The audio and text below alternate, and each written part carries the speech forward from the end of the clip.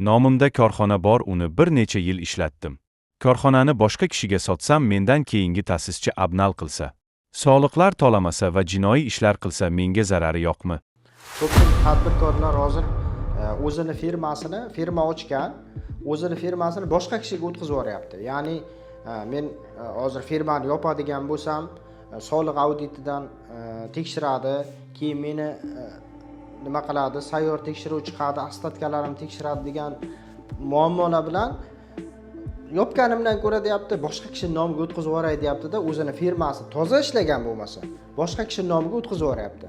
Buni natijasida boshqa kishi nomiga o'tdi. Uni sizdan olayotganlar, firmani olayotganlar, masalan, toza ishlash uchun olayotganlari kam. Sizdan olayotganlar yo abnal qiladi, bir jinoiy ish qiladi-da.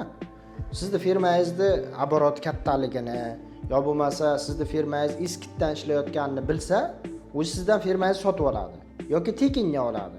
Sizdan keyin jinoiy ish qiladigan bo'lsa, u sizga ta'siri bo'lmaydi degani emas. Bizda juda ko'p holatlar bo'lyapti. Masalan, firmasini olyapti-da, yopaylikmi desa, boshqa kishi nomiga o'tkazib yuboringlar. Tekshiradi, shunaqa deganimizdan keyin boshqa kishi nomiga o'tkazadi. Jinoiy ishni ta'siri eski ta'sischiga ta'sir qilyapti-da. Ertaga masalan hujjatlarini to'g'rilab, как положено hamma narsasini topshirmasa, muammosi eski ta'sischigacha yetib kelyapti. Mana shu tomonlarni hisobga olaylik. Har bitta hujjatda e'tiborli bo'laylik-da.